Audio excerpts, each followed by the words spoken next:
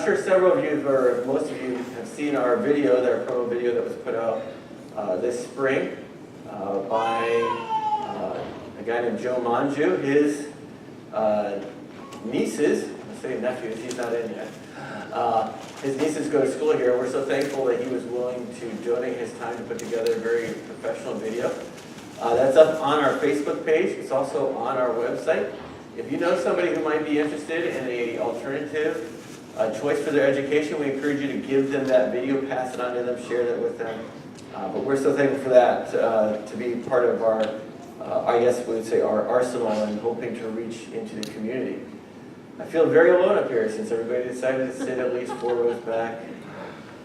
We need more people, because then it would force some people to sit up here. So, I just wanted to get us started, talk through a couple things, have a couple talking points. Hopefully it won't take us more than 30 minutes, at least in this opening assembly, and then we will allow the elementary at first to be dismissed to head down to their classrooms, to take their supplies, drop them off as needed, visit with their teachers, find their lockers, whatever other questions you might have for your teachers. It's pretty interesting. Being on Facebook, how many of you are on Facebook? Anybody here? Okay, several of you. One of the neat features about Facebook is that every day it'll bring up something that happened a year ago, 3 years ago, 4 years ago. Maybe you're familiar with that. So 2 years ago today, I took my oldest two, Sarah Sadas, and we watched the sunrise on the ocean. That was pretty incredible. And then a year ago today, my wife posted, my husband is flying out to Minnesota to get ready for the school year. So that was kind of interesting to see that a year ago today, I was on a plane heading out here, getting ready to meet many of you. And I was a pretty nervous person. I didn't know anybody. And now I feel I know almost all of you as parents and as students, and so there's a little bit more of a comfortable setting for me. But we're excited for this school year. I've talked to some of the kids. Some are ready to come. Some are still enjoying the benefits of summer. And I think I fall into the benefits of summer camp, but I will be there very soon. Whether I'm ready or not, but hopefully you've had a good summer. You've been able to enjoy some time off, but we're so welcome to, we're glad to have you back. Up on the screen, we're going to have our theme for this year. And our theme for this year is found in Colossians chapter 3 and verse 17. Good. And our theme this year is all in. Colossians 3:17 says, "And whatever you do in word or deed, do everything in the name of the Lord Jesus, giving thanks to God the Father through him." I think it's important for us as a faculty, for our teachers, for each one of us, even the students, that we understand that when we claim to be a follower of Jesus, when we claim to be a Christian, that's not just a name tag that I put on. Did I do something wrong? Oh, you're going to give me the clicker? All right, thanks.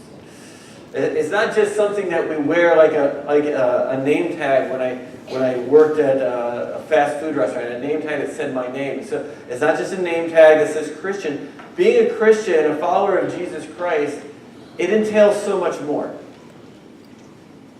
I'll be preaching on this Sunday, so if you want the long version, you can come then.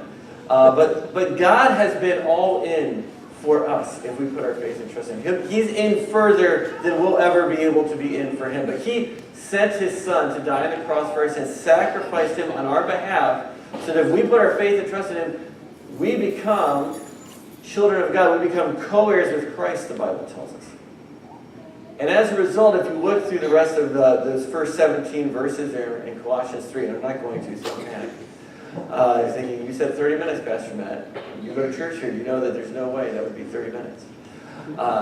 It tells us what it looks like for a person to be all in their Christian walk. And that's what our theme is this year. We want our students to understand that being a child of God isn't just something that I do. I show up on Sundays so that people think I'm a good person. Maybe I'll show up on a Wednesday or I'll do something for the church. But that our Christian life actually pervades every aspect of our life. It in a sense, saturates. I love the word saturate. It's a word that I love to use when I think of the Christian life. It's to saturate all of our being, all of our thoughts and words and deeds. In fact, that's what it tells us in Colossians 3:17. So as we go throughout the year, we're going to be promoting this thing. You're going to see it on the walls downstairs when you go downstairs. I didn't like paint on the walls. I didn't go graffiti them, although that's a pretty cool idea. Don't take that, kids. We're not really meaning that. You'll see some banners up that have a theme that will always be before the kids' eyes. We'll be talking about it in chapel, in elementary chapel. I'll be talking to them what that means. But we're going to talk about what it means to be all in. And hopefully we can even apply that academically, even though that's not in the context of the passage, where we're going to be all in academically throughout the year. Just to rehash a little bit of what we are. Where do I point? Okay. Our ministry model, I mentioned this, I touched on this in the video, so I'll just breeze through this. Our goal is to honor God, and we do this 4 ways. We do this by partnering with parents. It is my desire, and I tell every parent that comes through that I meet with, I am here to partner with you, I want to help you, I want to encourage you, I want to do what I can to strengthen you as the administrator does, but I do not want to parent your kids. I have 5 kids, and I'm worn out from parenting my 5 kids. And I can't parent 92 kids, it's just an impossibility. But we want to partner with you. We want to help you and strengthen you and encourage you academically as well as spiritually. Secondly, we want to model excellence. I expect our teachers to be a model of excellence. They're not expecting to be perfect, but I want them to model to our students what it means to be a person of Christian character, both in and out of the classroom. And we talked about that the last 2 days. We've had teacher in-service. We talked about that during in-service, about we want them to exhibit and show to the students what it means to be a believer. And therefore, in turn, they can then model excellence to those who are younger than them. We're starting a mentoring program in our secondary this year, focusing on teaching them what it means to disciple others. How do you mentor someone else so that next year we can even maybe, hopefully, Lord willing, expand that mentoring process down into our elementary. Third, we want to integrate truth. We want our students to understand that truth isn't a concept that God just came up with, but rather that truth flows out of God. God is truth. It comes from God. And so as they're studying their math and their science and their English, and they're seeing how everything works together cohesively, everything is decent and in order, there is a reason for that. It's not something that just blew up in a big bang billions of years ago, and now we have all this wonderful order. No, God is a God of order. God is a God of truth. And we see it in math. We see it in the language that we study. We see it in history. We see it in science. We see it in everything. And so we want them to understand and see that. And then finally, we want them to pursue excellence. We want to be a school that pursues excellence. We want our students to do well academically. And we will do different, we try to integrate that in the classroom through different ways, not just through lecturing, but through audio visuals, through hands-on activities. And I know our teachers strive very hard to do that. And so we want to help them to be the best that they can be, both academically and spiritually. So that is our ministry model. Just want to make sure that we refresh you with that. I'm sure most of you, hopefully all of you, have seen that or been through that before. But I think it's always good to bring that up before us as we begin the school year. So next thing we're going to do is we're going to look at some handbook handlights. How about handbook highlights? Now I'm sure you all brought your handbooks because you were thinking, I cannot wait to go through the handbook. So I did put pages up here. I don't know if any of you have them. They're probably more for my sake. So I'm just going to hit a couple of things as we go through this. Hopefully not get bogged down in this. Some of our attendance policies. We are always excited about coming to school. We want to make sure that everyone understands the attendance policy. So last year, for me, was a year of observation. I did a lot of watching and seeing and looking at how things ran.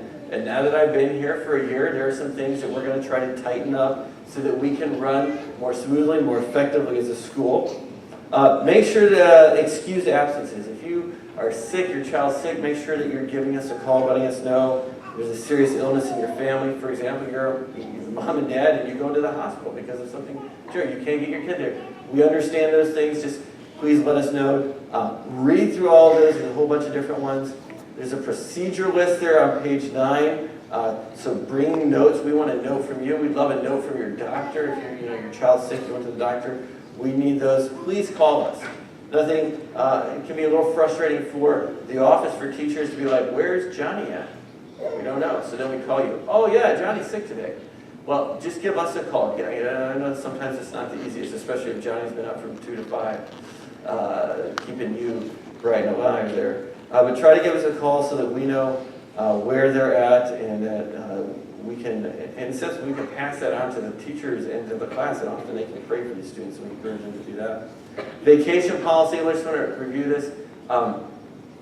It's hard. I know sometimes you don't get to choose when your vacation is on your job. I understand that. You can't say, well, I need this week because that's when my kids are off school, because there's a lot of people that you work with that have kids off the same week that we do. And everybody wants those weeks for school and spring break or Christmas break. But when you take off a week or so or more at a time, there's a great detriment that happens to your student. They are missing instruction that is necessary for them to build upon week. And so we encourage you, as you think about that, to really not take more than a week at a time per semester. The actual policy that we hold is that you can't miss more than 10 days in a semester, technically, and then you could be failed.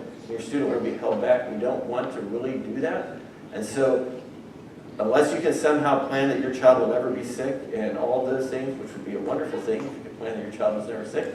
I wish I could figure that out myself. We encourage you to be very careful with how you use your vacation so that you're not allowing your child to miss that necessary education and the process of building upon what they've been learning throughout the year. Tardies. This is something that really came to my attention last year. Tardy means that your student is not in their classroom at 8:15. Our school starts at 8:15. That means they need to be in the classroom. Now the teacher at that point may give them permission to go back to their locker, to put some things in their locker, and I'm perfectly fine with that. But you need to be here. Your students need to be here and in their classroom. Their stuff needs to, particularly we see this in the secondary, get their stuff in their locker, get into homeroom by 8:15. Why is this so important? First, it's important for their character. Secondly, 3 tardies equal an absence. And I know that there were several students, I can't remember who, so I think there were several students that had racked up almost 20 tardies in a semester. Well, that's 6 absences. And then when you do need to be absent, you have a problem. Now, for secondary, tardy also means that you need to be on time to class. That means you have 5 minutes in between class to take care of business. Put your stuff in your lockers, to go to the restroom, to get that drink of water, to talk in the hallways, to have those moments of freedom. But you do need to be back in the classroom. We're going to be tightening up on that with the classes to make sure that you're there. But we want you to make sure that we want them there on time, that they're where they're supposed to be. If there is an excessive absence, you'll have a meeting with me. Typically, Stacy, my secretary, Mrs. Thompson, will let me know when you get to 3 tardy, or when you're getting us 3 to 5, 6 tardies in a semester. She lets me know. I will either shoot you an email. If I don't hear back from an email, rather in a couple of days, I'll give you a phone call just to make sure that you got that information. You may not know that your child you're dropping your child off at 8:05, and your child is late to start the day every day, and you're finding this out. This is a great opportunity for you and to sit down with them and talk to them about, you know what, you need to have some self-control. You need to, we don't need to have potty parties before school. You may not know this, but the bathroom is a very popular place in our school, particularly in elementary. A lot of fun things happen in it. Probably more fun things than I want to know happen in there. I go by and it sounds like, wow, there must be like a football game going on. You get to stop in there and say, hey guys, what's going on? It gets really quiet and they'll look at me like, nothing. So you get to talk with them. We don't want them to have those tardies. Morning arrival. Please don't bring your child to school before 7:45. At 7:45, they may come down into the school entrance over here and head up into the gymnasium where they'll stay till 8:05 and they'll be dismissed to their classrooms. So 7:45 is when you can drop them off, and we want all the students out of the building by 3 o'clock, so please make arrangements to have your child picked up at that time. Otherwise, we just leave them on the playground with a sign that says, no, I'm just kidding. We will be careful with them, but we want you to pick them up at 3 o'clock if possible. Whenever we close for school, and I think we closed how many times last year? Twice? Which I heard was very rare. But all you need to do is you watch WCCO, which is channel 4, is that right? 4.1 if you have an antenna like I do. Or 1390, you go onto the websites. If Owatonna High School or Owatonna Public School System is closed, we will be closed. You will not see our name there. Just to remind you of that, I didn't see our name on it. If it says Owatonna Public School System, then we will be closed as well, keeping in that reminder. Oh, I think I've already moved ahead. All right, see, I burst through 2. It makes it look like I'm going faster than I actually am. Appearance. We want our students to look sharp. Doesn't mean that we want them to wear shirts and ties and pleated pants all the time, but we want them to look sharp. I don't even want to wear a shirt and tie and pleated pants all the time. Well, we don't want them to be sloppy. I encourage you to read through pages 17 through 19. A couple of the changes, just to let you know. So for girls, your shorts for gym class, for PE, for sports can be no more than 3 inches above the knee. It used to be to the knee. We're giving you a little bit of relaxing on that. The other one was girls, you can wear capris this year. Just understand the difference. Capris come to your mid-calf. Guys, I guess you can wear capris. Maybe you're European, I don't know. No, guys, let's try to stay away from capris. I just said that, and somebody's going to come in capris from and I already know who it would be. So they need to come to mid-calf. They're not to come to right below your knee. So make sure they are actual capris. If you have any questions on what a capri is, maybe I have no idea what you're talking about, then don't worry about that as well. Make sure your hair, I encourage you to read. I'm not going to read through all of this, but there are some few changes in there. Classroom and school conduct is on pages 19 through 23. We want our students to be respectful. We want them to see that the authority that is placed over them is a God-given authority. They have agreed to be a part of the school. They have signed an agreement to be here and to obey and to have attitudes of respect. And there's a whole list of things like vulgar and inappropriate language, inappropriate relationships between boys and girls, speaking out loud. These are several things in which your student will get a discussion point with their teacher. Maybe if you're in K4, you're going to get a bone taken away. I think they're having bones this year. I think we should try that with the secondary. It might be a better motivation. Take their bones away. But we want them to train them. So my goal as an administrator is not every time a child is disobedient, disrespectful, breaks a rule, to come down and hammer them over the head with detentions, and we're just gonna come down hard again. I want them to understand that, look, if I talk to you the first time about something, here we go. Let's fix it. If you continue to follow that pattern, then we're seeing that there's a heart problem, and then we want to get to the heart issue of the problem. And so we're working through the process and helping them to see that disobedience just reveals that we have a heart issue of idolatry. And you can ask anybody who's been in my office this last year. One thing that I always pointed to is, if you continue to disobey, you have an idol issue. And that idolatrous issue is that you want what you want, and it doesn't matter what anybody else wants. I want. And so showing them that when they disobey their teacher, when they won't listen to what they're asking them to do and reply in a respectful manner, they have an idolatry problem. And that's a big problem, because when we do that, when we have this idolatrous problem, we are then taking God from his proper place as the Lord of our life, and we're placing ourselves there, or placing something else there that we think will satisfy us and make us happy. And so we will encourage them. I'll send devotionals home that need to be done with the mom or the dad to help them to understand that biblically this is what we expect. And this is why we expect it, because God's word tells us that we're supposed to respond in a specific manner. There are bus rules if you're riding a bus. We encourage you to understand all of those things. All right, that's enough of the handbook. Hopefully you read that well, you're supposed to read that. So, some other important information I'd like to share with you. I'm going to have Mr. Jim Gunderson's going to come up. He's going to talk to you about Script. Script is a program that we have, and many of you participate in it, in which you purchase gift cards and you buy the things that you usually buy with these gift cards, and it earns you a percentage of money back on your school bill. So I'll let him talk about how that's been a benefit and help for him.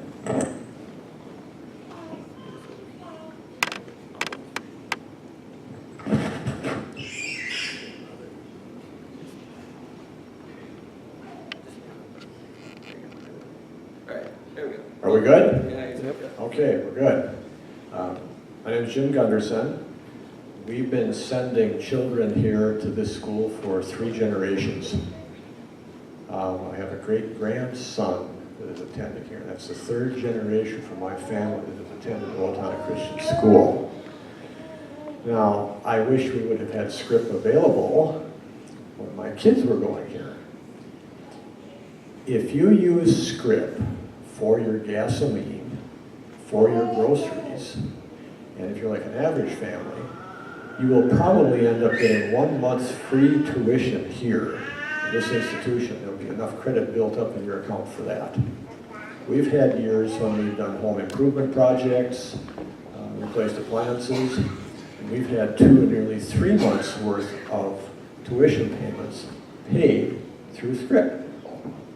Now, you don't have to do anything different. You just do what you've always done, but instead of writing a check for this, you take a Script card, buy it at the school office. Stacy can help you with that. She has those things available. And then you go and buy your whatever you're buying with the Script card.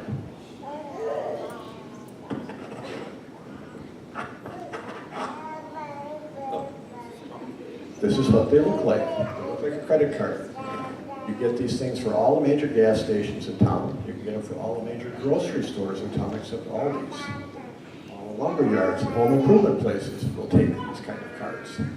So if you need to replace a refrigerator, talk to Stacy, get a card, the store you're going to buy it from, and go buy a refrigerator. A percentage of that, anywhere from 3 to 6%, goes into an account here at the school, and a portion of that goes to your child's tuition. You don't have to do anything different. Usually if you always do what you always done, you always get what you always got. Not in this case. You can do something the same that you've always done, except you put this in the mix, and now you get free money. You get free money for this, for the tuition.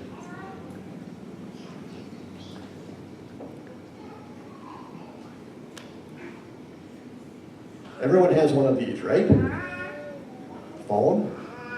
How many of you got a smartphone? You got smartphones? You know what they are? Everybody got one in their family, their household, somebody got a smartphone?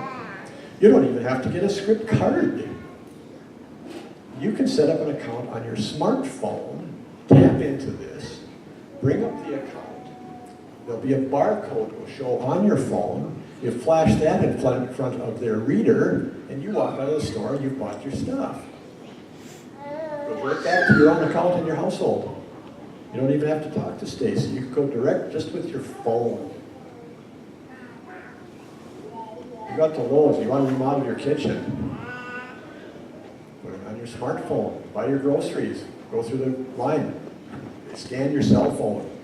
$100, $200, whatever it takes for groceries. Guess what? 3-4%, that's going on your kid's tuition. And you didn't have to do anything. Just show them the phone, show them the card. Get set up on this, talk to school office. They'll tell you how to get set up so you can use your phone. My wife does this all the time. And she's been retired for a number of years. So I know all of you in here can figure this out because you're much more technologically proficient than we are. I'm old, I don't get this stuff, but you do. So use this. Use this. It's free money. I'm done.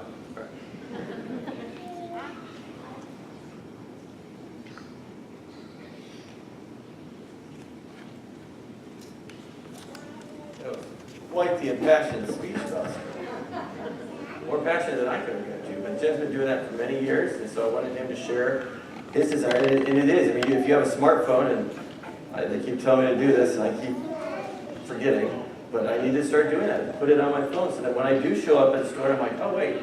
Oh, I don't have my card. Wait, I could just add it right here on my phone. I can add the money that I want. And anywhere from 3 and sometimes even up to 8% at some of the restaurants that you eat around here will go right back on your bill. So it does take a little bit of time and preparation, but if you could save $300 to $500 a year, maybe that doesn't matter to you. It would matter to me to save $300 to $500 a year in my tuition bill. I think it would be something that I would encourage you to do. And Stacy, typically, if you want to drop an order off, she'll have it. She goes through the box at 10 o'clock. We don't keep the box open and running all day, so if you came later in the day, you can pick it up the next day. But make sure that you can get those orders in through her, or as Jim was saying, get it set up on your smartphone through your Script wallet. Next, car line. This year we're going to start we're going to move the car line down to doors 2 and 3, which are these doors that probably many of you came in down over here. Part of that is the benefit of a long hallway when it's raining or snowing. As opposed to when we did it down here, you got this square room that gets really congested and you got a bunch of kids and it starts getting a little squirrely. So we're gonna ask that you come in through the southeast entrance, drive up, pick your child up, and then exit through the northeast entrance of this parking lot. That is how we're gonna be doing Carline this year. So if you have any questions about that, I think the bus is actually gonna be switching over there. Yes, ma'am? K4 will still come out the school entrance because Mrs. Bolt is a rebel with a cause. No, that's just easier for her. And she doesn't have to wait in line with them. So they'll still come out here. The rest of them come in the south entrance, go out the north entrance. Just keep that in mind. And I'm sure you'll forget or I'll forget or something and we'll be like, what's going on? Oh, all right, we'll figure it out. Field trip permission slips, make sure you get those turned in. Those are part of I think there's one that you signed for the year, just saying that my kid is allowed to go on a field trip. It's just a general permission slip. We still send flyers home letting you know when we're taking your kid on a field trip. If they're going to a specific place, you'll still know when that happens, but then we have the slip ahead of time and you're not having to sign one each and every time. And are those at the office, Stacy? Well, they signed one on the enrollment form. Okay. The teachers will let the parents know on weekly announcements Okay. in the classroom if money is due for a field trip. So when the weekly announcements come out, you'll know when that happens. But if you didn't by chance do, hopefully you did, someone please do that. School picture change. So we have used LifeTouch, is that what it is? And as you all know, school pictures are really cheap. And they don't try to just take you to the cleaners every time you buy a picture of your child.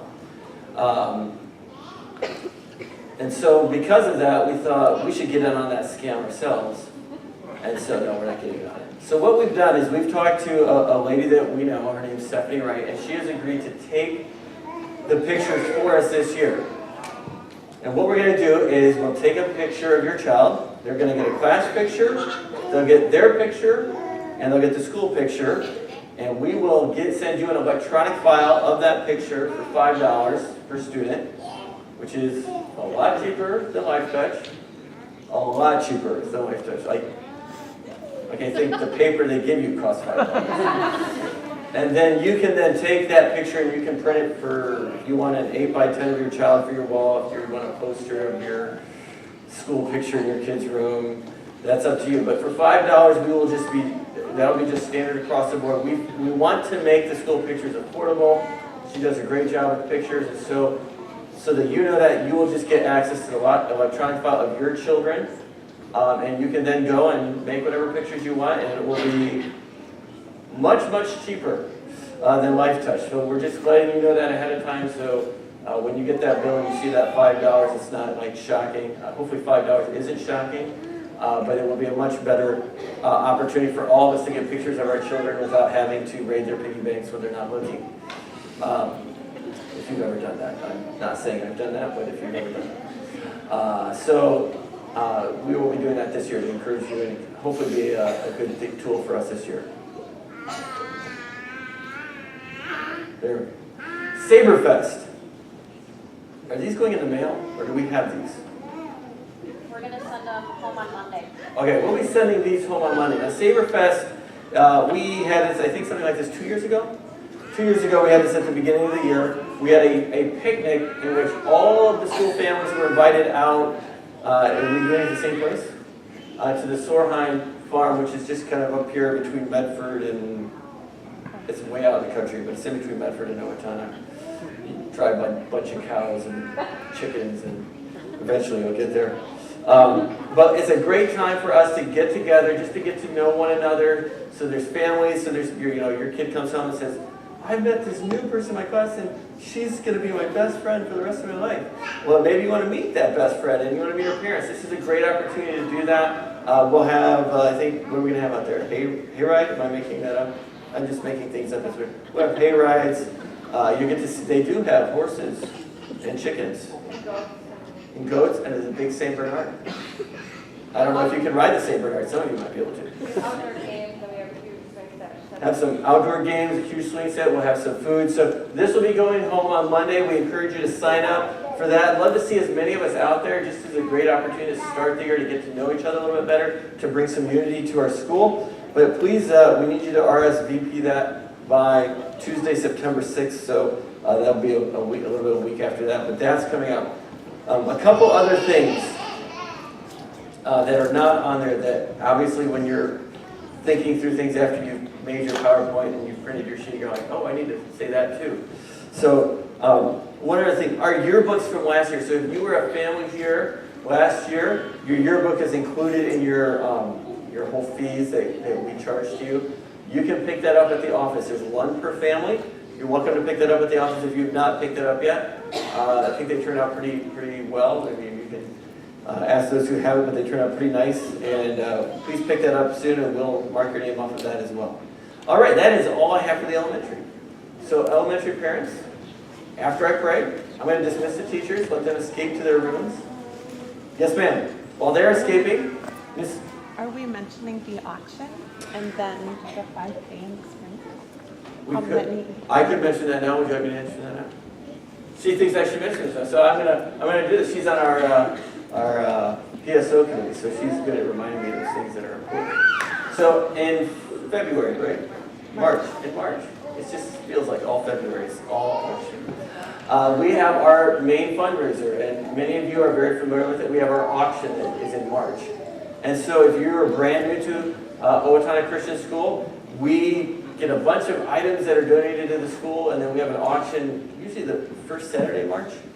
And last year was my first time, so it was really just kind of a fun, neat experience to see how all that worked out. We need you as parents to be involved in that. We need you to help in finding things that can be donated. We need a lot of help in getting things tagged and ready for the auction. We have a PSO, parent, what's that stand for again? Support organization. Yeah, parent support organization. And we've only had a few parents come out to help it. And I think that's kind of sad, because I think this isn't my school. This isn't, it's under Grace Baptist, but you are all part of the school. And we want all of you to be a part of what we're doing here, and be involved in what we're doing. And I know that sometimes your time is very, very tight. We understand that. But if you can be involved in helping in any way, maybe it's like, you know what, I can't come and do all those things, but you know what, I can mail letters. I can talk to people. I know people that are in business in the area that I can go ask if they can